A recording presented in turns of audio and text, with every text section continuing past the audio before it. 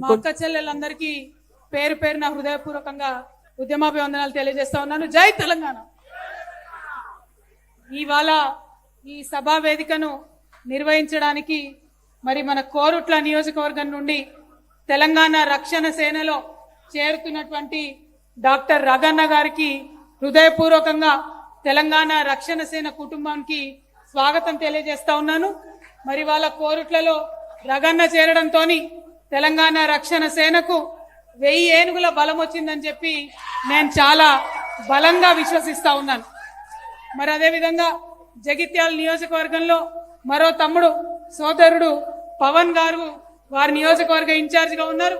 యువ మిత్రులు ఇద్దరు కూడా వారి సారథ్యంలో జగిత్యాల జిల్లాలో రక్షణ సేన పార్టీ ముందుకెళ్తుందని చెప్పి నేను బలంగా నమ్ముతా ఉన్నాను.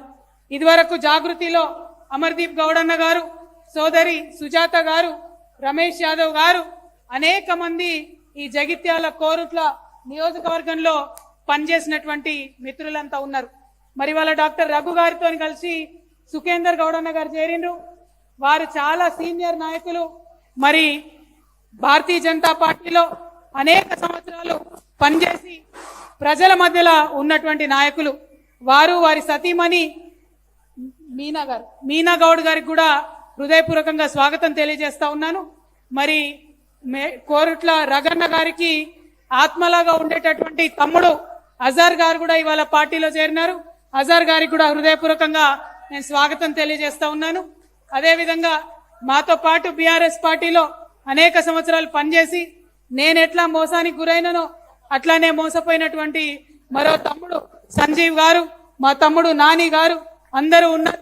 వీరందరూ కూడా ఇవాళ రక్షణ సేనలో చేరి మరి తెలంగాణ సమాజం కోసం పనిచేయాలని ముందుకొచ్చినందుకు హృదయపూర్వకంగా మీ అందరికీ స్వాగతం సుస్వాగతం తెలియజేస్తా ఉన్నాను. అదేవిధంగా ఇప్పుడు వేదిక మీద ఉన్నటువంటి గౌరవనీయులు మాజీ మంత్రివర్యులు బోడ జనార్దన్ గారికి, అనేక మంది తెలంగాణ రక్షణ సేన రాష్ట్ర స్థాయి నాయకులు తమ్ముడు శివారెడ్డి గారు, ఆర్మూర్ నియోజకవర్గ ఇన్ఛార్జ్ నవీన్ రెడ్డి గారు, ఇట్లా అనేక మంది కూడా ఉన్నారు. వారందరికి కూడా స్వాగతం.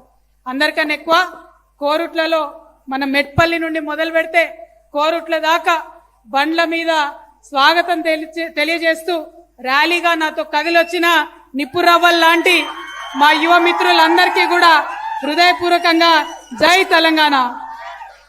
మరి చాలా సేపటి నుంచి 1 గంట నుండి ఎంతో ఓపికగా రక్షణ సేన నుండి రావాలే, అక్క మాట్లాడుతుంది, మా కోసం ఏం చెప్తుందో అని ఎదురు చూస్తున్న మా ఆడబిడ్డలందరికీ కూడా మళ్ళొకసారి మీ ఓపికకు దండాలు తెలియజేస్తా ఉన్నాం.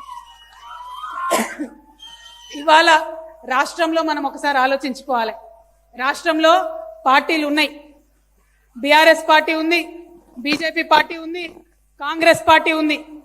మరి పార్టీలన్నీ ఉండగా ఇంకొక కొత్త పార్టీ ఏమవసరం ఒక్కసారి మనం ఆలోచన చేసుకోవాలి.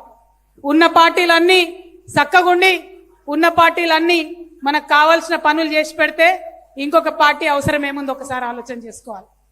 మన నేటి ధాత్రి ఛానల్ని సబ్స్క్రైబ్ చేయండి. అలాగే మీకు నచ్చిన వీడియోని లైక్ చేసి షేర్ చేసి కామెంట్ చేయండి.